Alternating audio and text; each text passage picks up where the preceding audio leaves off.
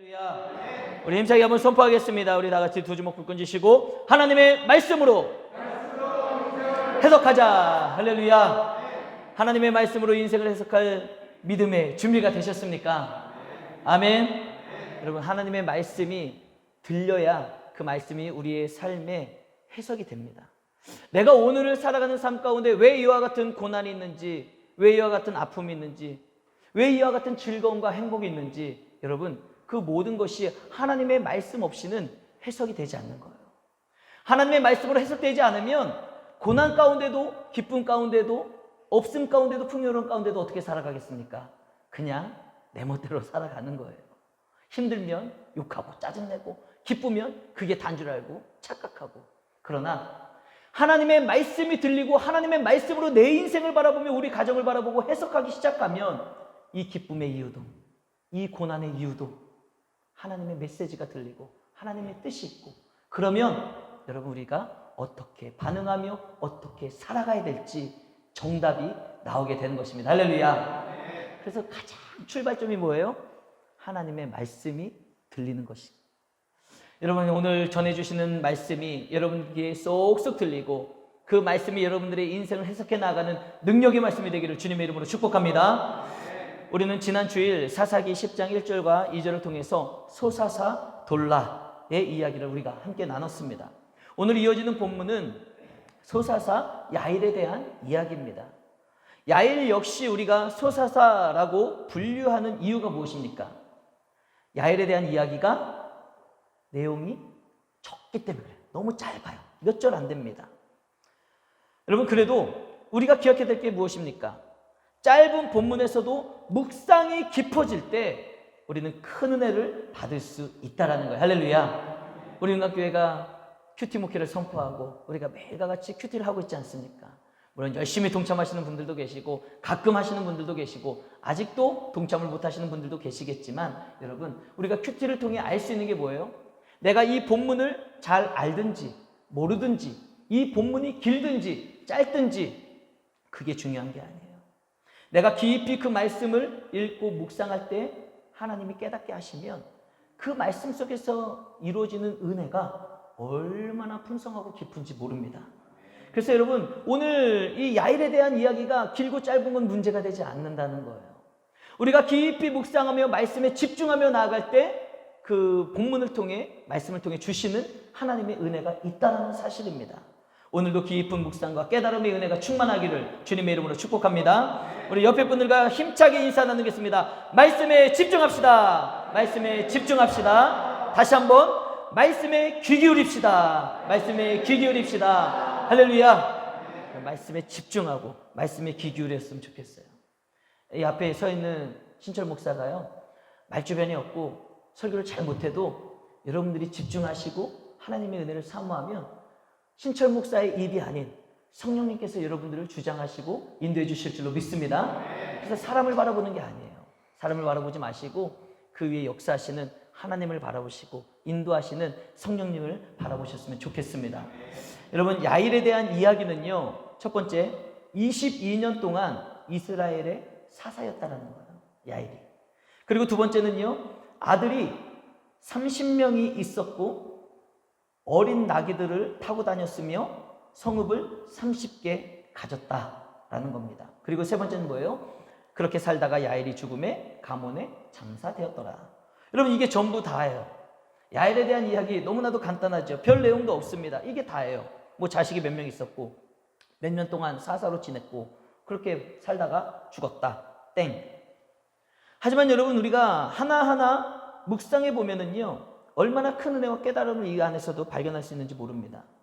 그래서 하나님의 말씀, 우리가 성경을 대할 때 여러분, 한 절 한 절 버릴 것이 없는 것이고요, 그냥 지나칠 것이 없는 것입니다. 아멘. 그래서 오늘 우리가 살펴볼 것은요, 이거예요. 첫 번째, 우리 다 같이 한번 읽어보도록 하겠습니다. 시작. 야일의 자녀가 30명이나 되고 어린 나귀를 타고 다녔으며 각자 한 성읍씩 차지하고 있었다. 자, 여러분, 오늘 본문의 내용을 간단하게 정리한 거잖아요. 이 말씀을 읽으면서 여러분들은 어떤 느낌을 받으셨습니까? 저는 이 성경 본문을 이제 설교하기 위해 준비하면서 묵상하는데 이 본문을 보면서 그렇게 생각이 되더라고요. 야, 참 이 시대에 살기가 되게 좋았나 보다. 되게 편안해 보이고 되게 풍요로워 보이는구나. 저는 그렇게 느꼈습니다. 왜냐하면 자녀가 이렇게 많고 다 어린 나귀를 다 타고 다녔고 한 성읍씩 차지하며 살았다는 것. 여러분 생각해 보십시오. 자녀가 이렇게 많고 각자 한 성읍씩 받고 다 어린 나귀를 타고 다녔으니 요즘 말로 표현하면 어떤 거예요? 수많은 우리의 자녀들이요 다 잘 된 거예요. 하나같이. 여러분 가지 많은 나무 바람 잘 날 없다고 자녀가 30명이나 되면은 얼마나 이상한 일들이 많이 있겠습니까? 그런데 30명 모두가 다 나귀 새끼를 타고 다니면서 다 각자 성읍을 하나씩 얻었다는 것, 얼마나 풍요로운 거예요. 얼마나 잘 된 것입니까? 자녀들이 다 성공한 것 아니겠습니까? 그래서 모든 자녀들이 다 대저택에서 살고 막 하인들을 거느리며 떵떵거리며 살고 있는 것 아니겠습니까? 게다가 어린 나귀를 타고 다녔다는 것은 교통수단이죠. 오늘날로 말하면은 뭐예요? 자녀들이 다 자가용 타고 다니는 거예요. 자가용을 다 타고 다니는데 저는 좀 재밌게 한번 생각을 해봤어요. 왜 어린 나귀라고 했을까? 그 당시에 어린 나귀 말고도 뭐 탈 게 많이 있지 않았을까? 뭐 말도 있을 것이고. 그런데 왜 어린 나귀라고 했을까? 그냥 제가 재밌게 생각해 본 거예요. 아, 새 차를 타고 다닌 거구나. 새 차. 재미없네. 저만 재밌었군요. 저는 재밌더라고요. 아, 어린 나귀. 아, 새 차를 타고 다녔구나. 그렇게 풍요롭고 넉넉하고 풍성한 삶을 살고 있었구나 라고 저는 그냥 혼자 묵상하면서 재밌게 상상을 해봤습니다. 게다가 여러분 자녀가 30명이나 되려면 도대체 아내가 몇 명이나 되는 것입니까? 여러분 고대 사회에서는요 한 남자가 거느리는 아내의 숫자 그리고 자녀의 숫자는 뭘 의미하는 것입니까? 그 당시 그 사람의 부와 능력을 나타내는 척도가 된다는 것 다 아시지 않습니까? 어쨌든지 지금 많은 아내와 아들들과 30개나 차지하고 있는 성읍, 한마디로 정의하자면은 어떤 거예요? 우리 다 같이 한번 읽어봅시다. 시작. 무지 풍요로웠다. 여러분 제가 길게 장황하게 설명했지만 이 당시 이스라엘의 사회상이 어땠다는 거예요? 무지 풍요로웠다는 거예요. 한마디로 말하면. 즉 근심 걱정 없이 참 살기 좋았던 시절이다. 이런 거죠. 여러분 부러우십니까? 근심 걱정 없이 저렇게 풍요롭게 살고 자녀들도 다 잘 되고 떵떵거리고 새 차 타고 다니고 이런 모습들이 좋아 보이고 부러우십니까? 그럴 수 있어요. 저 집은 어떻게 그냥 30명씩 되는 자녀들이 하나도 말썽 안 피고 다 좋은 차 타고 다니고 다 성읍을 하나씩 얻고 나는 자녀가 꼴랑 3명밖에 없는데도 왜 이렇게 바람 잘 날 없는 건지 이렇게 생각할 수 있지 않겠습니까? 그런데 여러분 이런 말 들어보셨죠? 풍요 속의 빈 곳. 풍요 속의 빈 곳.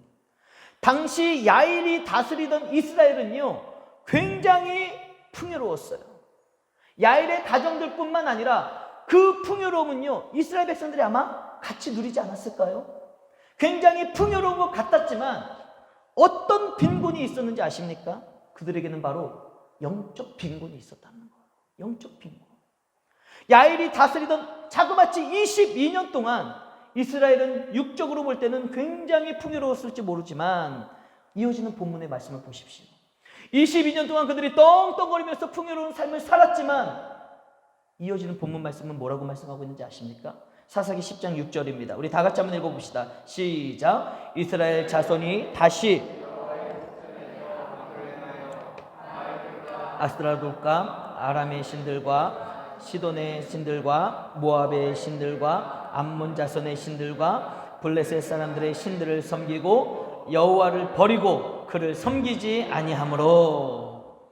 여러분 그들이 참 풍요로운 삶을 살았을지 모르지만 그 이면에는요 엄청난 영적인 빈곤함이 있었다는 거예요. 지금 이스라엘 백성들의 상태를 보십시오. 지금 이들이 섬기는 신이 얼마나 많은지 아십니까? 이 본문 10장 6절을 보세요. 맨 먼저 바알들과 아스타롯과 아람의 신들과 시돈의 신들과 모압의 신들과 암몬 자손의 신들과 블레셋 사람들의 신들을 섬겼는데 몇 가지예요? 너무 어려우신가요? 몇 가지예요? 좀 크게 좀 반응 좀 해보세요. 잠도 깰 겸. 몇 가지? 7가지입니다. 7가지. 여러분 이 7이라는 숫자는 완전한 숫자를 의미하죠. 성경에서. 그렇죠? 그리고 이 7 일곱은 뭘 의미하는지 아십니까? 지금 나열된 이 신들은요, 가나안의 일곱 족속의 신들이었다는 거예요. 가나안을 이방 신들, 그들을 대표하는 이 일곱 족속의 모든 잡신과 우상을 섬기면서 이스라엘 백성들은 하나님을 버렸습니다. 그리고 여호와 하나님 앞에 목전에 악을 행했다라는 거예요. 여러분, 지금 가나안의 일곱 족속의 모든 잡신과 우상들을 섬기고 있다는 것은 무엇을 말하는 것입니까? 그만큼 이스라엘 백성들이 타락했다, 완전히 타락했다는 사실입니다. 완벽한 타락을 의미하는 것이고 지금 타락의 끝판왕을 의미하고 있는 거예요. 한마디로 말해서 볼까요? 우리 다 같이 한번 읽어봅시다. 시작. 아니요, 다음이요. 요겁니다. 시작. 여러분, 완전 타락 완판. 여러분, 타락 완판이 무슨 뜻인지 아세요? 타락이 완전 판친다. 타락 완판이에요. 타락 완판. 여러분, 이스라엘이 왜 이렇게 됐을까요? 22년 동안 그렇게 풍요로운 삶을 사는 것 같았는데 왜 그 풍요로운 가운데 하나님을 버리고 가나안의 일곱 족속의 이방신과 우상을 섬기고 여호와 하나님의 목전에서 악을 행한 이유가 뭐냐 이거예요. 왜 이렇게 타락 완판의 삶을 살아가게 됐는지. 여러분, 이스라엘 백성, 하나님의 백성 이스라엘이 이렇게 타락의 끝판왕, 타락 완판이 된 것은요, 하루아침에 이루어진 게 아니다라는 거예요. 이게 포인트 말씀이에요. 하루아침에 이들이 그냥 이렇게 이방신을 섬기고 우상을 섬기고 여호와를 버린 게 아니다라는 거예요. 여러분, 그들은 풍요로움을 누리면서 근심 걱정 없이 살아가면서 시간이 지나면서 평화롭고 먹고 살만하니 돈도 많아졌죠. 할 수 있는 게 많아졌죠. 그러면서 점점 삶의 방향이 여호와를 버리고 세상으로 타락의 길로 접어들어가게 됐다는 거예요. 여러분, 이들이 사실 좀 고난 가운데 있을 때, 어려운 가운데 있을 때는 어떻게 했나요? 하나님 앞에 부르짖었어요. 이 고난 가운데 자신의 힘으로 안 되는 어려운 일들 가운데서는요, 오히려 하나님 앞에 부르짖으며 하나님의 은혜를 입고 하나님의 구원의 은혜를 바라보며 오히려 믿음으로 신앙으로 살았다는 거예요. 그런데 22년이라는 시간 동안 이들이 풍요로웠을 때, 먹고 살기 좋았을 때, 아무런 문제가 없을 때 그들의 삶은 점점 하나님을 버리고 여호와 앞에 악을 행하며 세상으로 이방신을 섬기고 자신의 우상을 만든 거예요. 내 우상, 내가 원하는 신, 내가 원하는 우상, 자신이 사랑하는 것들로 가득 차버리는 가나안의 일곱 족속에 빠져버리는, 세상에 파묻혀버리는 그런 타락의 길로 걸어갔던 것 아니겠습니까? 왜 그래요? 먹고 살만하니까 하나님이 필요 없는 거예요. 고난 가운데서는 하나님 없이는 못 살 것 같으니까 의지했는데 먹고 살만하니까 풍요로우니까 이제는 하나님이 별로 필요가 없는 거예요. 하나님의 도움, 하나님의 은혜 없이도 자신들이 살아가는데 아무런 지장이 없다고 생각하면서 하나님이 필요 없으니까 여호와를 버리는 겁니다. 버리는 거예요. 여러분, 이스라엘 백성들이 광야에서 몇 년 동안 훈련을 받았습니까? 40년 동안 훈련을 받았잖아요. 여러분, 40년 동안 광야에서 훈련을 받으면서 그들은요, 40년 동안 그 광야에서 먹고 사는 것, 하루하루 그 모든 것이 하나님의 은혜였다는 것을 깨닫게 되고 배웠습니다. 광야에는 아무것도 없잖아요. 집을 지을 수도 없습니다. 하나님이 주시는 구름 기둥이 아니면 그들은 하루 이틀 살지 못해요. 다 말라 비틀어져 죽을 겁니다. 그 광야에는 물이 없습니다. 그러나 반석을 쳤을 때 하나님이 물을 내주셨기 때문에 그 광야에서 물을 먹고 살 수 있었고요.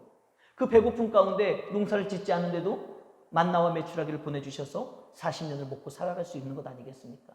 그 밤이 추워질 때 그 야생 동물들이 침범하지 못하도록 불기둥으로 따뜻하게 보호하며 지켜주셨던 것. 여러분, 아무것도 없는 상태에서는요, 그 모든 것 하나하나가 하나님의 은혜라는 게 깨달아지는 거예요. 40년 동안 살아가면서 옷이 헤어지지 아니하고 신발이 닳지 않는 것, 하나님의 은혜라는 게 깨달아지는 거예요. 아무것도 없는 곳에서 오늘도 하나님이 이걸 주셨기 때문에 내가 살아가는구나. 하나님의 은혜 감사합니다. 이것을 40년 동안 이스라엘 백성들이 배워서 깨달아 알게 된 것 아니겠습니까? 그런데요, 사람이 얼마나 간사한지 그렇게 40년 동안 철저하게 하나님이 주신 것이구나. 이것을 배우고 가나안 땅에 들어갔는데, 이제 젖과 꿀이 흐르는 가나안 땅에 들어가서 농사를 짓고 음식을 저장하고 풍요로운 삶을 살다 보니 이제 하나님이 주신 모든 은혜라는 것을 또 잊어버리기 시작하는 거예요. 마치 자신이 농사를 지었기 때문에 내가 농사 지었으니까 내가 먹고 사는 거지, 내가 잘했으니까 이렇게 풍요롭게 저장하며 살 수 있는 것이지, 이런 착각 가운데 그 풍요로움 속에서 부어지는 하나님의 은혜를 바라보지 못하는 영적 맹인이 되어버리고 마는 것 아니겠습니까? 여러분, 광야에서만 하나님이 먹여 살리신 걸까요? 아니에요. 가나안 땅에 들어가서도 하나님께서 늦은 비와 이른 비를 내려주셨기 때문에 그 곡식이 열매를 맺는 것 아니겠습니까? 하나님이 다 주신 거예요. 그 땅도 하나님이 주신 것이고 햇볕도 하나님이 주신 것이고 이른 비와 늦은 비도 하나님이 내려주셨기 때문에 그들이 농사지은 것이 열매를 맺고 살아갈 수 있고 풍요로움의 저장이 될 수 있는 것 아니겠습니까? 그런데 이스라엘 백성들이 그걸 잊어버리는 거예요. 없이 살 때는 하나님이 주신 게 알아졌는데 풍요로워지고 나니까 이것이 하나님이 주신 것이 아니라 마치 그냥 자기가 그렇게 살면 되는 줄 착각하고 여호와 하나님을 버리기 시작하는 것 아니겠습니까? 하나님의 은혜를 볼 줄 모르는 영적 맹인이 되어버리고 마는 거예요. 영적 맹인. 그러니 교만에 사로잡히지 않겠습니까? 영적 맹인이 되어 하나님을 바라볼 줄 모르니 모든 것이 내가 한 것인 줄로 착각하며 교만할 수밖에 없는 거예요. 내가 했으니까, 내가 노력했으니까, 내가 열심히 일했으니까, 내가 높아지기 시작하는 게 교만 아니겠습니까? 내가 높아지면 자동적으로 하나님은 낮아질 수밖에 없는 것 아니겠습니까? 그러니 교만에 사로잡혀 하나님을 멀리하고 하나님이 필요 없다 하며 내 힘으로 내 능력으로 내 마음대로 살려는 그 죄성이 마구마구 꿈틀거리면서 우리를 망하는 길로 조금씩 나도 모르게 이끌고 가고 있다는 사실이에요. 여러분, 잊지 마십시오. 이스라엘 백성들이 출애굽하여 하나님을 믿지 못하고 순종하지 않으며 자신들의 마음대로 생각대로 판단하며 여호와를 거역했을 때 광야에 내몰리게 된 것이고요, 그곳에서 40년간 훈련을 받을 수밖에 없었습니다.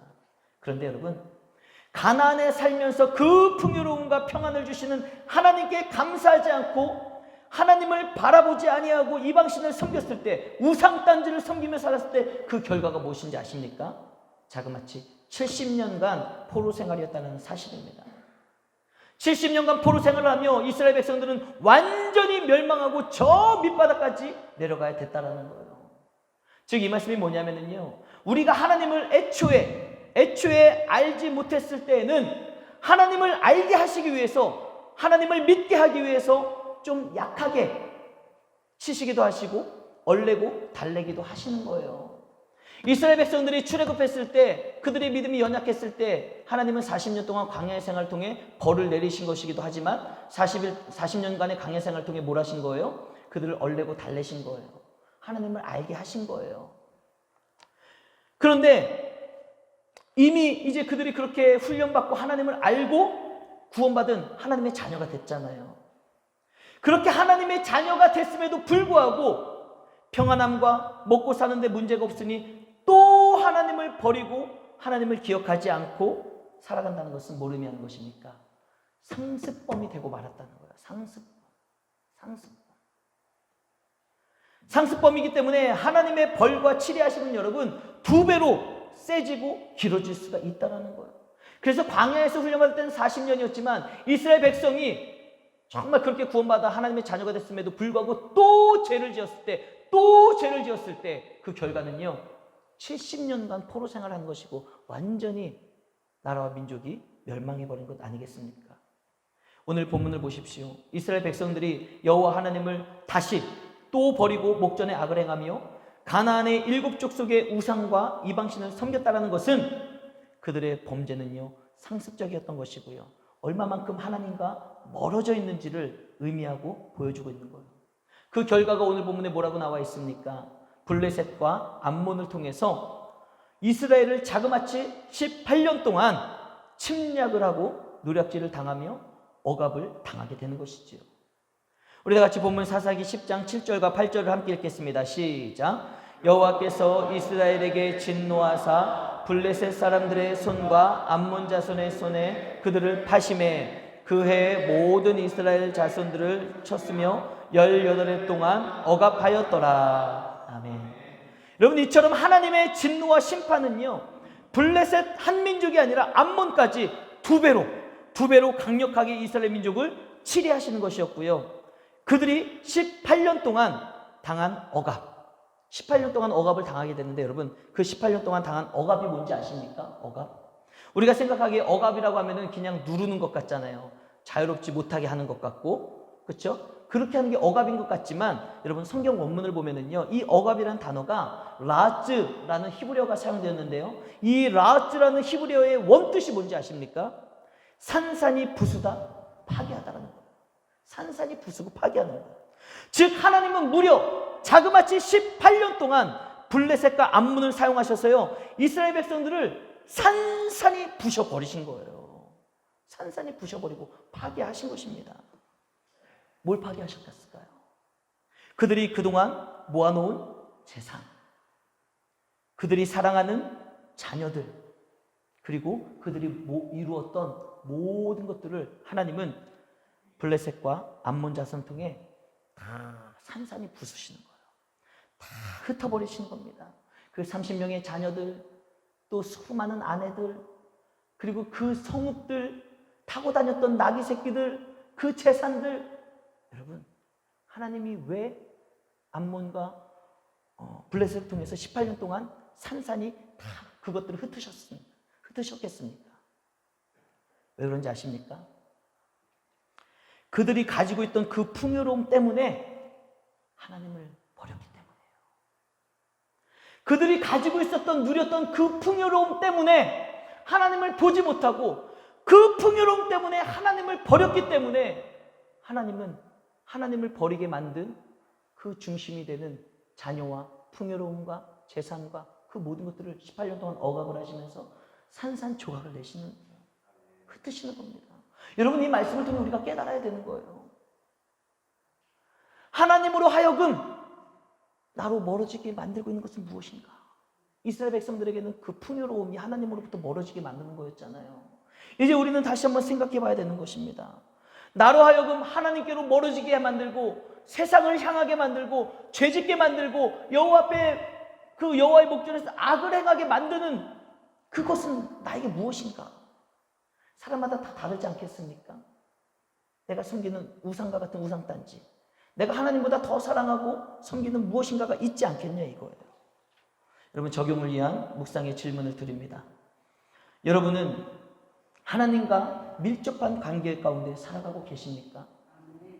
여러분, 잘 생각해 보셔야 됩니다. 정말 나는 하나님과의 밀접한 관계 가운데 하나님의 경향으로 잘 살아가고 있는지, 아니면 내가 어느새 살아가다 보니 하나님과 점점 멀어지고 있지는 않습니까? 내가 주일날 교회는 열심히 다닌 것 같은데 어느 날 나의 모습을 보니, 나의 신앙을 보니 교회는 다녔지만 하나님과 가까워지는 것이 아니라 오히려 하나님과 멀어지고 세상과 가까워지고 세상을 향하고 있지는 않습니까? 여러분, 생각해 보십시오. 여러분이 하나님을 멀리하게 되는 이유, 그 원인이 무엇입니까? 우리로 하여금 하나님과 관계가 멀어지게 하는 우상과 같은 것이 무엇인지 우리는 깊이 묵상해 봐야 되는 것 아니겠습니까? 여러분, 우리는 방향의 중요성을 알아야 됩니다. 방향의 중요성. 제가 큐티에 대해서 세미나를 하면서 큐티의 핵심 포인트가 무엇입니까? 큐티를 통해 날마다 하나님의 말씀을 읽고 묵상하는 그 큐티를 통해 오늘도 하나님의 경향으로 살아가자는 거예요. 우리의 마음 가운데, 삶 가운데 하나님의 말씀이 없으면 여러분 어떻게 살아가겠습니까? 나도 모르게 내 안에 꿈틀거리는 죄성으로 인해서 하나님을 버리고 하나님을 멀리하고 세상의 경향으로, 세상으로 살아갈 수밖에 없는 것이 바로 저와 여러분, 우리의 연약한 모습이라는 거예요. 여러분, 아무것도 안 하고 그냥 딱 한 달만 계셔 보십시오. 우리의 삶이 얼마나 세상으로 향하고 있는지 우리는 분명하게 알 수 있다는 거예요. 예전에는 교회 다니는 것이 참 즐겁고 행복하고 설교 말씀을 듣는 것이 참 달고 오묘했는데, 그리고 기도하는 것이 참 힘이 되고 좋았는데, 요즘에는 삶의 여유가 생기고 문제도 없고 돈도 생기고 살만하니까 이제는 좀 친구들을 만나볼까? 친구들 만나서 좀 내 자랑도 해보고 싶고, 날씨도 좋은데 꽃구경도 가고 싶고, 맛있는 음식, 그동안 못 먹어봤던 음식도 좀 먹으러 다니고 싶고, 분위기 좋은 찻집에서 사람들과 커피 마시면서 수다 떠는 게 점점 좋아지고 있지는 않습니까?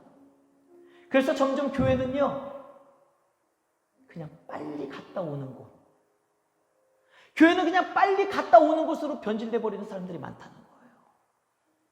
그래서 신앙생활이 아닌 종교생활을 하고 있지는 않습니까?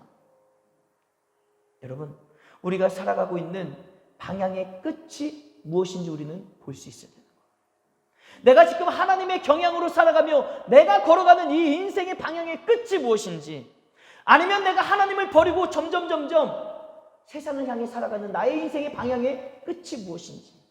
이스라엘 백성들이 22년 동안 여러분 그 풍요로움을 누리면서 점점 그들의 삶의 방향은 하나님을 버리고 세상으로 향했다는 거예요. 그들이 살아간 22년간의 세상의 방향의 끝이 무엇입니까? 18년 동안이라는 하나님의 심판이 기다리고 있었던 거예요. 억압이 산산이 부서지는, 그들이 그동안 모았던 재산, 자녀, 그 모든 것들이 산산이 부서지는, 여러분 그 심판이 그들이 살아갔던 세상의 경향 끝에 기다리고 있었다는 것을 우리는 잊지 말아야 됩니다. 여러분, 반대로 우리가 하나님의 경향으로 살아간다면 우리가 살아가는 그 인생의 방향의 끝에 뭐가 기다리고 있겠습니까? 천국이 기다리고 우리를 맞이해 주시는 하나님 아버지께서 기다리고 계시지 않겠습니까? 그래서 여러분, 우리의 삶의 방향이 굉장히 중요한 거예요. 우리가 어떻게 살아가는지의 삶의 방향이 중요한 것이고, 더 중요한 것은 내가 그렇게 살아가도록 나를 움직이는 것은 무엇인가? 이것을 우리가 깨닫는 것이 정말 중요한 것 아니겠습니까? 이스라엘 백성들이 타락 완판이 된 그 배경은요, 풍요로움이었다는 거예요. 하나님이 주신 풍요로움과 은혜가 오히려 하나님을 바라보지 못하고 세상으로 타락하게 되어지는 안타까운 거리가 된 것 아니겠습니까? 여러분, 우리의 삶 가운데 하나님으로부터 멀어지게 하고 있는 그것이 무엇인지 발견하십시오. 그것이 자녀가 될 수도 있고요, 풍요로움이 될 수도 있고요, 육신의 쾌락이 될 수도 있는 것 아니겠습니까? 그런 것들로 인해서 하나님을 버리고 점점 세상으로 향하고 있다면, 오늘 이 말씀이 여러분들에게 약재료가 되셔서 삶의 방향을 돌이키고 하나님께로 다시금 향하는 터닝포인트가 되기를 주님의 이름으로 축복합니다. 우리 시간에 함께 찬양하며 결단의 자리로 나아가기를 원합니다. 나 주를 멀리 떠났다 이제 옵니다. 나 죄의 길에 시달려 주여 옵니다. 이런 우리의 삶의 방향이 바뀌어야 돼요. 터닝포인트가 돼야지 됩니다. 오늘 주신 말씀이 한 귀로 듣고 한 귀로 흘려지는 것이 아니라 내 삶에 하나님께로 향하지 못하게 하는 것은 무엇인가 깨닫고 그것을 떨쳐버리고 우리는 다시금 하나님께로 향하고 하나님의 경향으로 살아가는 복된 삶으로 거듭나야 될 줄로 믿습니다. 우리 그렇게 살기를 결단하며 소망하는 마음을 가지고 함께 나 주를 멀리 떠났다 이제 옵니다. 함께 입술을 열어 고백하며 찬양하겠습니다.